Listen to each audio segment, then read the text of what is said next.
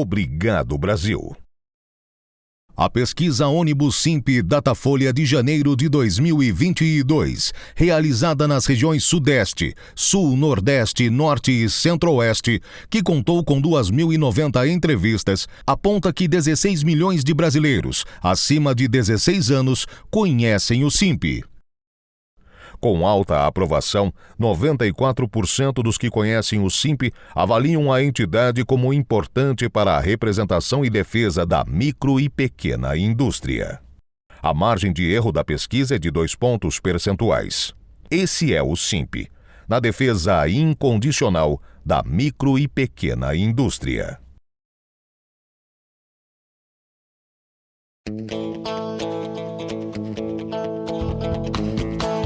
Começa agora o programa Hora e a Vez da Pequena Empresa, sempre levando para você muitas informações e atrações. Confira. O economista Otto Nogami analisando o fenômeno da persistência nas taxas de inflação.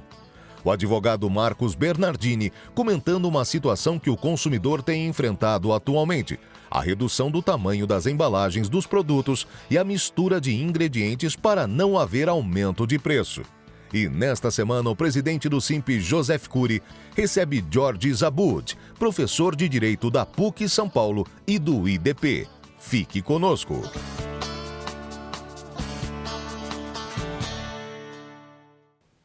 Recentemente, me perguntaram por que o Brasil tem essa característica inflacionária.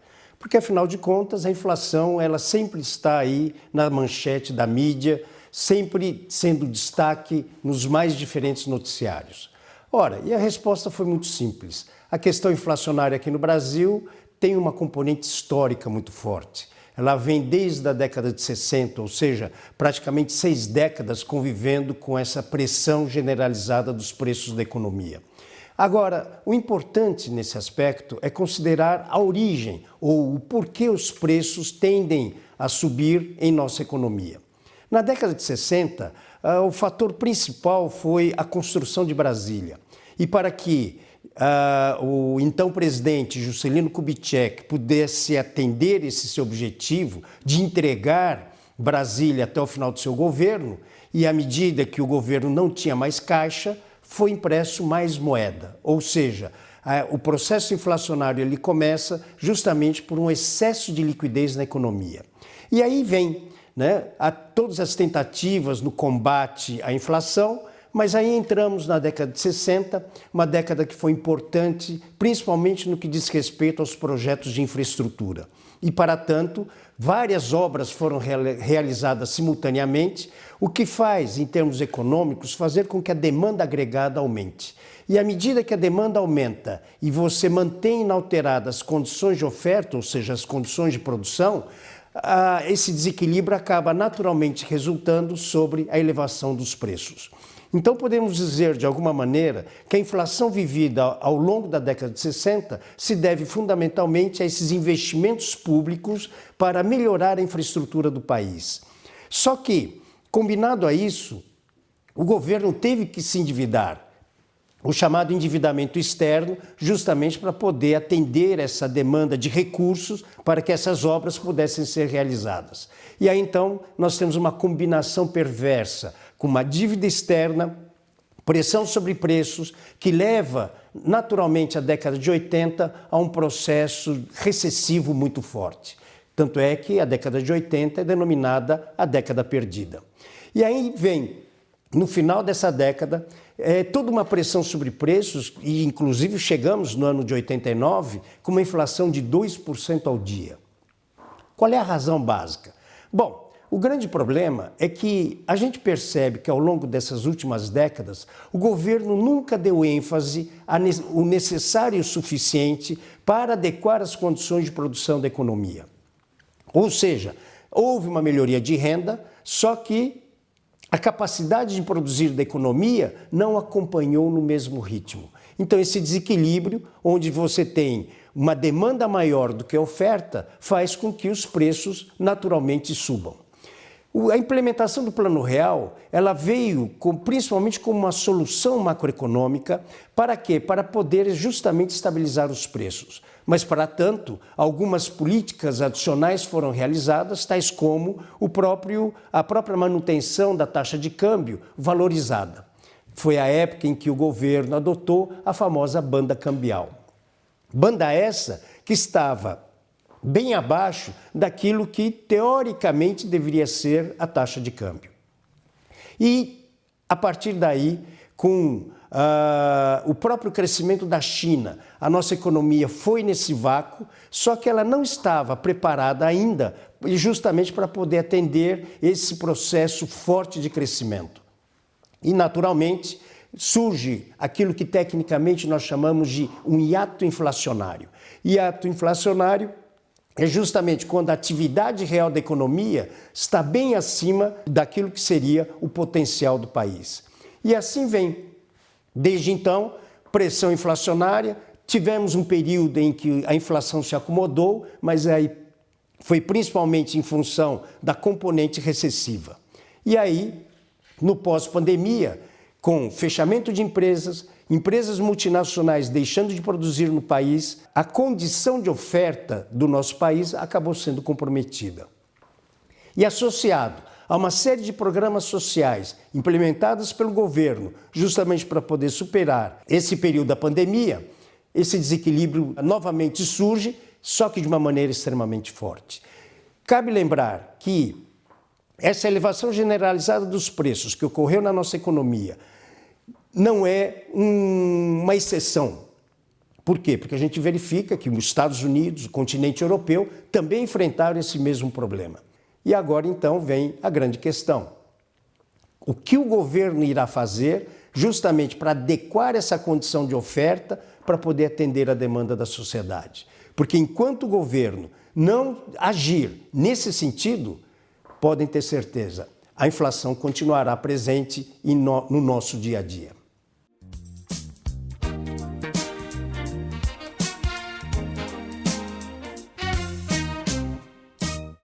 Por conta da inflação, nós temos um aumento muito grande dos preços de produtos básicos, arroz, feijão, leite condensado. E os produtores, para manter o preço, não aumentar o preço, eles podem sim alterar tanto a embalagem, a quantidade, como os ingredientes desses produtos. E nós temos visto isso. Porém, é extremamente importante que o consumidor ele tenha essa informação.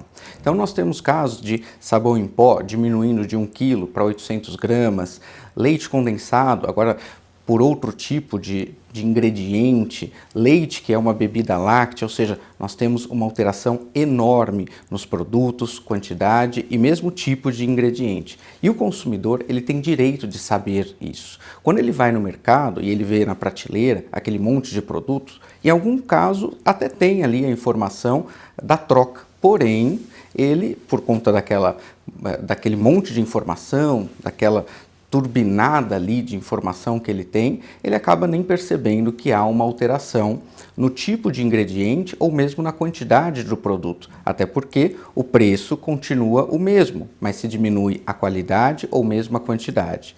Nesses casos, o consumidor ele tem direito de ser corretamente informado, de ter acesso a essa troca, de verificar de forma clara e precisa que houve alteração na quantidade ou mesmo na qualidade e no ingrediente. Ele precisa saber disso. Se eventualmente o consumidor ele se engana, ele compra esse produto e ele percebe isso em casa, ele tem direito de retornar ao estabelecimento e pedir ou o produto correto ou mesmo o seu dinheiro de volta. Na dúvida, procure um órgão de proteção do consumidor e reclame, porque nesses casos o próprio PROCON pode multar o estabelecimento ou mesmo o fabricante do produto.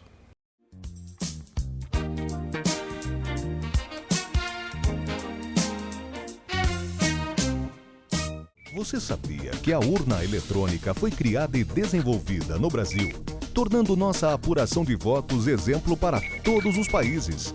Se somos respeitados em todo o mundo, por que comprar produtos importados? Compre produtos fabricados no Brasil. O mercado interno cresce, sua empresa agradece e seu emprego permanece. Uma campanha SIMP, Sindicato da Micro e Pequena Indústria do Estado de São Paulo. Entrevista da semana. O nosso convidado de hoje é o professor Dr. Jorge Abud, professor de Direito da PUC e do IDP. É um prazer tê-lo conosco. Prazer é meu.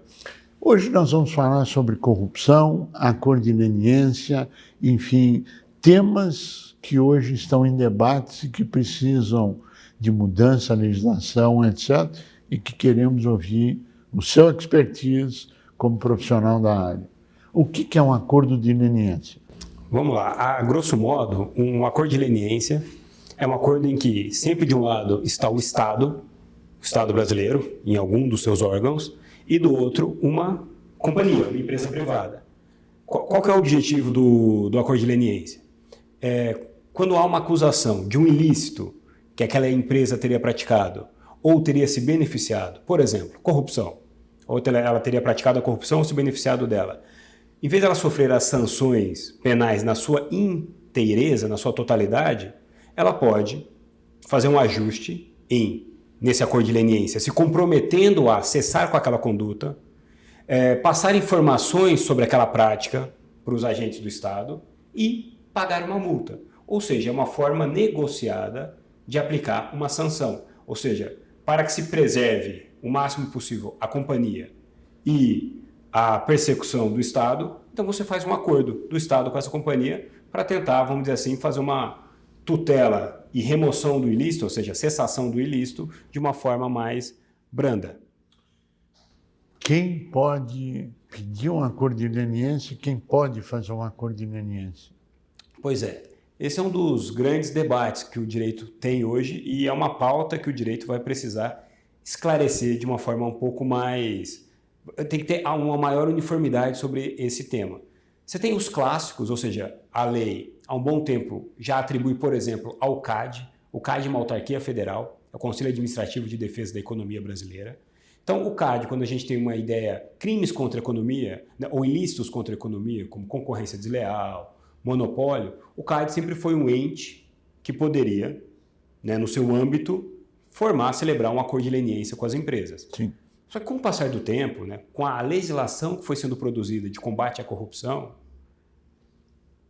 outros entes passaram a ter essa atribuição.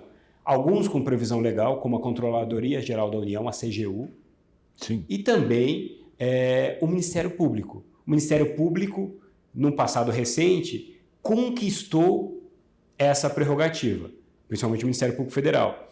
E aí a gente passou a ter uma série de problemas, porque o mesmo ilícito, ou o mesmo suposto ilícito, ele passava a poder ser negociado em acordo de leniência com múltiplos órgãos do mesmo Estado. Isto só a nível federal. Os entes estaduais também podem se envolver nesse acordo de leniência? Já houve manifestação, compartilhamento, por exemplo, do Ministério Público Federal e estadual na formação de determinados acordos de leniência.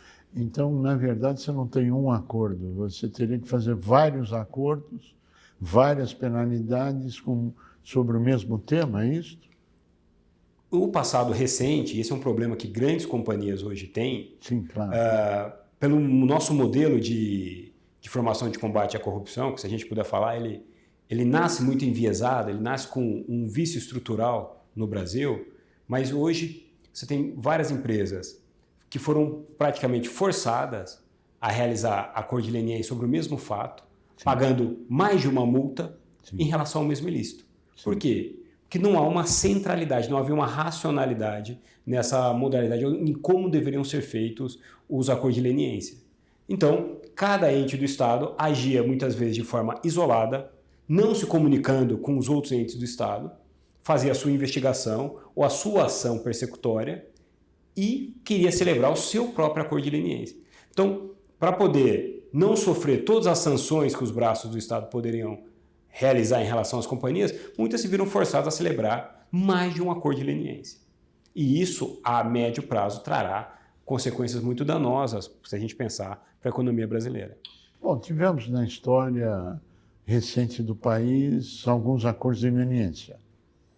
O que aconteceu com as empresas? Então, O vício estrutural, Cury, que eu menciono, que é muito problemático no Brasil, porque corrupção é um problema que o mundo inteiro enfrenta, todas as democracias do mundo enfrentam e buscam... Sempre enfrentaram no passado, existe no presente e no futuro. Enquanto existir o ser humano, haverá distorção de conduta. Perfeitamente. Agora, o problema não é se haverá ou não a distorção, é como é que se trata essa distorção. Acho que esse é o tema central, não é isso? Perfeito. Aliás, você usou uma palavra que é a palavra que a gente considera adequada, tratar a corrupção. Sim. Porque combate à corrupção dá uma ideia de que o Estado pode travar uma guerra contra as empresas e não é bem isso. Não é o caminho. E assim, por que tem um vício estrutural no tratamento da corrupção no Brasil? Isso. Porque a gente puniu severamente as empresas. As empresas foram transformadas em inimigos da sociedade brasileira, quando na verdade elas são fundamentais para a manutenção da qualidade da sociedade e da economia brasileira. Sim. Vou dar um exemplo. Por favor. Se a gente pegar como que mundialmente democracias mais consolidadas combatem a corrupção, elas atingem o corruptor, mas sempre preservam a companhia, porque companhias são patrimônio do país. Sim. Todo mundo acompanhou um grande escândalo de corrupção no mundo de uma concessionária alemã, a Volkswagen, o chamado Dieselgate. Tem várias entradas no Google, todo mundo ouviu. Em nenhum momento a Volkswagen, na Alemanha, correu o risco, enquanto companhia, de deixar de existir. Sim. Ou sofrer uma quebra. Se puniu, vamos dizer assim, quem estava na chefia e praticou eventualmente a corrupção, mas se preservou a Volkswagen como uma empresa alemã estratégica para a Alemanha no mundo inteiro. Sim. A gente teve casos como a Siemens também, acusada de corrupção no mundo inteiro, celebrou diversos acordos, mas a companhia foi preservada. Sim. O que aconteceu no Brasil? A gente transformou as companhias em inimigas. Nesse mote, nesse mantra de combate à corrupção. Sim. E a gente já percebe o que aconteceu. Se a gente pegar um setor em que o Brasil tinha um grande avanço, é um setor extremamente estratégico para qualquer país, mais ainda para o Brasil, que é o setor de infraestrutura. Fundamental. Fundamental, em que o Brasil exportava serviços. Sim. Se você pegar as grandes construtoras, muitas empresas giravam, centenas de empresas faziam relações com ela, geravam em torno dela, empregos de qualidade que elas proporcionavam. O que aconteceu? Grande parte dessas companhias quebrou, estão em recuperação judicial. E boa parte dessas companhias que não estão em recuperação judicial, como elas celebraram, às vezes, mais de um acordo de leniência de caráter desproporcional, leonino, se nada for feito, elas vão quebrar no futuro. Então, temos um problema que está aí caracterizado. Quais são as sugestões de curto prazo, o que precisa ser feito no curto prazo, no médio prazo e no longo prazo? Porque o problema está colocado. Os acordos de leniência foram firmados. Bom, as empresas vão quebrar ou não vão quebrar? Claro que isso nos afeta a micro, pequena, média, grande. A multinacional afeta todo mundo, porque a economia é vaso comunicante. Qual é a sugestão para a solução do problema ou para o encaminhamento inteligente desse problema? Primeiro, a curto prazo, a gente tem que ter primeiro uma fotografia. Exageramos na desproporcionalidade no que foi esse chamado combate à corrupção contra essas empresas nesse passado recente. Sim. Consequentemente, forçamos essas empresas, ou seja, elas se sentiram pelo Estado coagidas, praticamente, a celebrar múltiplos acordos impagáveis, na realidade. Algumas quebraram, outras não. Então, a curto prazo, é fundamental que a gente permita uma revisão judicial desses acordos. Não é para...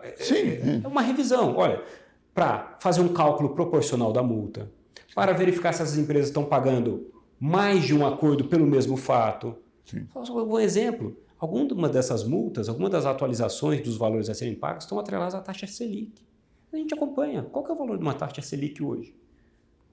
Então, ou seja, empresas que já estão em grande dificuldade, que perderam obras, né, que perderam contratos, que perderam ativos, né? Ou seja, elas estão atreladas a acordos que, se eles são pagáveis as primeiras prestações, porque começa mais baixo e vai aumentando, a gente pode ter o quê? Quebra e diminuição do nosso PIB, porque a gente terá mais as poucas empresas que se mantiveram quebrando e aí desestabilizando ainda mais a nossa economia. Isso no curto prazo, no médio e longo prazo.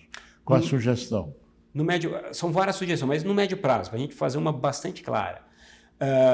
Como foi muito bem dito, né? Corrupção é um problema latente, a gente vai continuar a tratá-lo. Sim. A gente tem que ter uma racionalização nesse tratamento da corrupção, principalmente na formação e celebração dos acordos de leniência. Ou seja, a companhia ela tem que saber, quando ela celebra com o Estado um acordo de leniência, ela não está celebrando com aquele ente A, aquele ente B de um Estado A ou B da federação.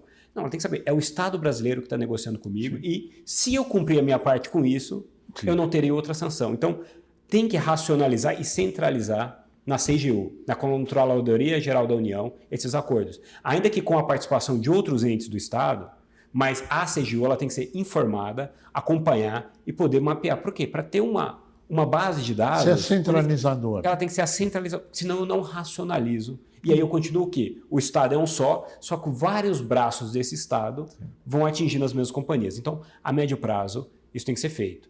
E a longo prazo, a gente tem que assimilar uma cultura no Brasil, ou aperfeiçoá-la, porque muita gente já defende isso, de companhias, empresas, são patrimônio do Estado brasileiro, da sociedade brasileira. Sim. A gente tem que punir o corruptor, não a companhia. Sim. A gente tem que mudar o foco. Sim. A gente não pode vilanizar a companhia e depois esquecer quem foram os corruptores, porque a companhia gera empregos, gera dividendos, gera impostos. E ela tem que continuar. Quebra de companhia, raramente, para não dizer nunca, não ser tão peremptório, trazem benefícios para a população. Sem dúvida. Né? E o que a gente vê, se eu puder mencionar um exemplo real disso, o setor talvez mais atingido por esse combate enviesado à corrupção, que é o setor de infraestrutura, de obras, hoje a gente tem como perceber, porque na época se dizia uma falácia, nós já dizíamos, olha, as empresas vão quebrar, vocês vão quebrar o setor estratégico. Se dizia, não, empresas de capital internacional virão e substituirão. Primeiro, se isso fosse verdade, já seria ruim. Porque para o país é estratégico você ter companhias muito fortes e nós podemos exportar, né, não só importar serviços. Detemos a tecnologia. Mas hoje já é fato. Essas companhias internacionais elas não vêm. Quando elas aceitam vir, elas exigem um sem número de garantias do Estado brasileiro que elas encarecem a obra e não entregam com a mesma qualidade que as empresas brasileiras entregavam. Isso tem que ficar muito claro para a população. Ou seja, ficou provado que esse discurso de que quem quebra vem outro substitui não é uma realidade, não só em função da leniência, mas em função da história econômica do país. É isso? Exatamente. Minha última pergunta, essa questão vai chegar, ou se é que já não está, no Supremo Tribunal Federal, ou estou equivocado? Chegará. É um tema, a revisão e os parâmetros de revisão de acordo de leniência fatalmente chegará no Supremo, porque envolve temas constitucionais relevantíssimos. Ou seja, será um tema que nós vamos ouvir muito debate ainda a respeito, muita informação e muita novidade. Esperamos que de uma forma produtiva e para o bem do país, copiando modelos internacionais, preservando emprego, renda, arrecadação tributária, enfim, o desenvolvimento do mercado nacional e internacional. Esse é o caminho? Esse é o caminho e o Supremo tem demonstrado que ele se preocupa com... Dr. Jorge Abud, nós queremos agradecer muito a sua participação, os esclarecimentos dados à sociedade, desejar êxito nessa batalha que vem aí pela frente, nesse trabalho, e que o Brasil possa seguir o caminho do mal menor no enfrentamento de ilícitos de uma forma ou de outra. A você que esteve conosco, nosso mais profundo agradecimento, com a certeza que estaremos juntos na semana que vem. Até lá. Obrigado, Brasil. A pesquisa Ônibus Simp Datafolha de janeiro de 2022, realizada nas regiões Sudeste, Sul, Nordeste, Norte e Centro-Oeste, que contou com 2.090 entrevistas, aponta que 16 milhões de brasileiros acima de 16 anos conhecem o Simp. Com alta aprovação, 94% dos que conhecem o Simp avaliam a entidade como importante para a representação e defesa da micro e pequena indústria. A margem de erro da pesquisa é de 2 pontos percentuais. Esse é o Simp, na defesa incondicional da micro e pequena indústria.